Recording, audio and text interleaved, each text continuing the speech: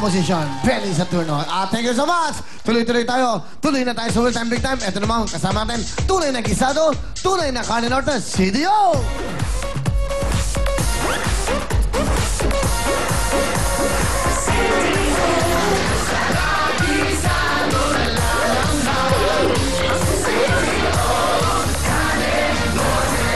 Kisado, at syempre, ito na po ang Carne Norte na tunay. Ito po ang CDO, ang perfect kisado. Ulam po para sa pagkasalo ng buong pamilya. Ang CDO Carne Norte, ready to eat na po ito. Kaya ito po ay kisado na. Kaya dapat to ay CDO Carne Norte, lahapang sarap sa buong pamilya. Thank you very much, CDO. Ngayon, ito po ang ating mga big time na bisita. Mga talented na kasambahay at houseboy. Ito na si Leon at Racel. Okay, Leon, dati. Binabati ko po lahat ng taga Iloilo. Mayong gabi sa inyong atanan. Sa lahat po ng taga San Ildefonso, Bulacan. At sa lahat po ng taga Nueva Ecija. Artista na po ako ngayon! Lian, ikaw ay isang kasambahay. Matagal ka naman kasambahay, lapit sa mic. Opo. Okay, taga saan ka? Ano po, taga mataas na parang San Ildefonso, Bulacan po. Ngayon, ikaw ba may pamilya na, may anak, may asawa? Opo, may asawa po ako. 3 po yung anak. Anong trabaho ng asawa? Driver po siya, Kuya Will. Pero okay naman kayo? Opo, Okay, po. siguro. Mahirap ba ang buhay na isang kasambahay? Mahirap po, pero kahit po mahirap, basta masaya pong naghahanap buhay, wala pong mahirap. Lahat po nakakayanan. Alright, sige. Sinong kasama mo?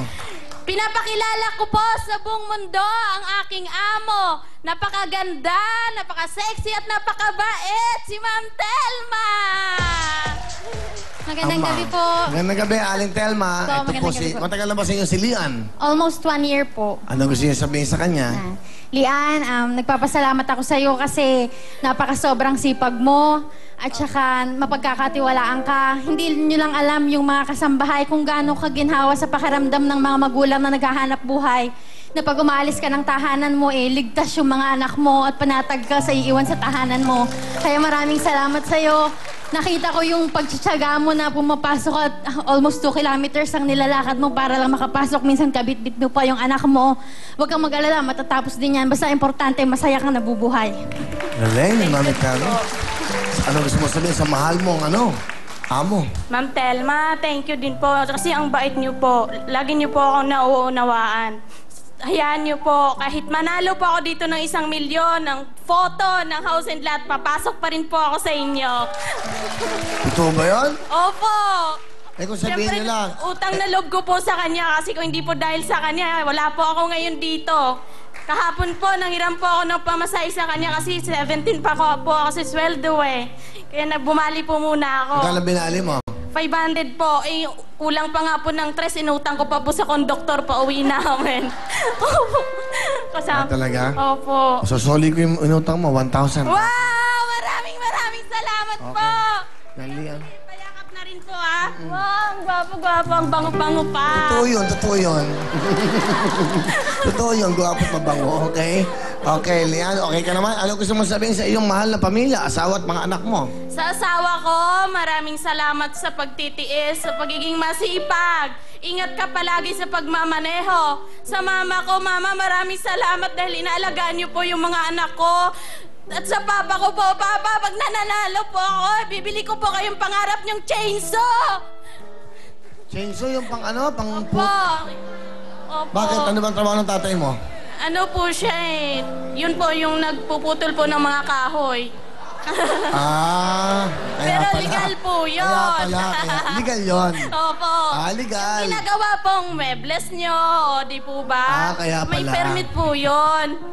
Pero bawal na yata ngayon, di Hindi ba? naman po pwedeng gawing mesa yung semento, di po ba? Kaya kailangan talaga kahoy. Oo. Okay ito, ha? Pinangatwiran pa. Okay. O sige, di okay na. Basta bahala kayo managot. Opo, ay pangarap po niya yun eh. Kaya gagalingan ko po. Sige, good luck. Lian, ano ang talent? Kakanta po, kasama po ang aking alagang si Anika. Wow! Opo, ng pagaganda ko pong alaga. O sige, ito na po ang si Yaya, Lian at ang kanyang alagang si Erika. Sabayan niyo po ako! Sumayaw po tayo! Di ba?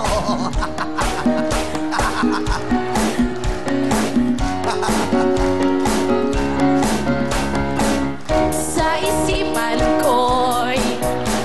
ikaw ang siyang gumugulo.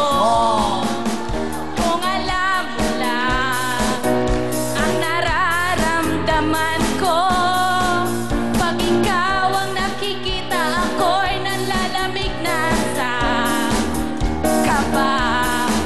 At pag di ko napigilan, ako ay malulunod na sa saya. Di ko na mapipigilan ang kaligayahan na aking nadarama. Di ko na mapipigilan ang aking sarili na ibigin ka. Di ko na mapipigilan na ikaiwasan at kalimutan pa. Di ko na mapipigilan ang aking puso na ibigin ka. Thank you! Sasabihin mo, babe? Congratulations! Ang galing naman ni baby. Ano ba yan? Si Anika. Anika, meron ka sa akin bonus. 2,000. Bigyan mo 2,000. Alright. Ayan. O yan. That's for you. Ang galing. Ang cute o. Dahan-dahan. Okay. At para naman sa'yo, meron kang 5,000. Ayan. Good luck. Ito naman si Russell. Russell, bate. Ayun. Hello, mga people dyan sa mga audience dyan, mga taga Las Piñas. Binabati ko po kayong lahat, ang mga kapitbahay ko po, na taga Santo Niño. At yung mga taga Sampaguita, binabati ko, hindi ko na kayo isa-isahin kasi masyado kayong marami. Mga kamag-anak ko po, binabati ko po.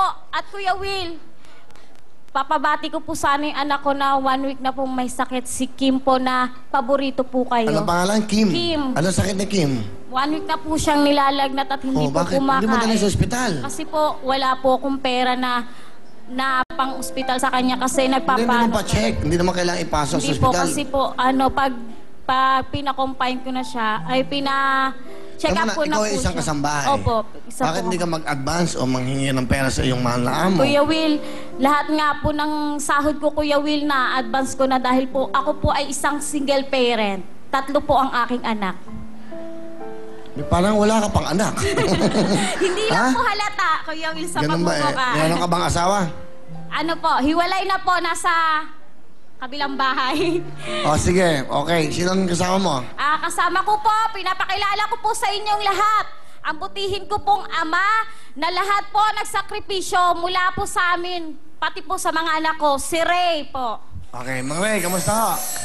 Buti po. Kamusta po kayo, Kuya Will? Happy birthday nga pala. Okay, sige ho. Sa January 27, birthday ko. Tapos na. Anong gusto nyo sabihin kay Russell? Mabait po yung anak ko na yan. Lahat na ginawa niya para lang mabuhay yung 3 niyang anak.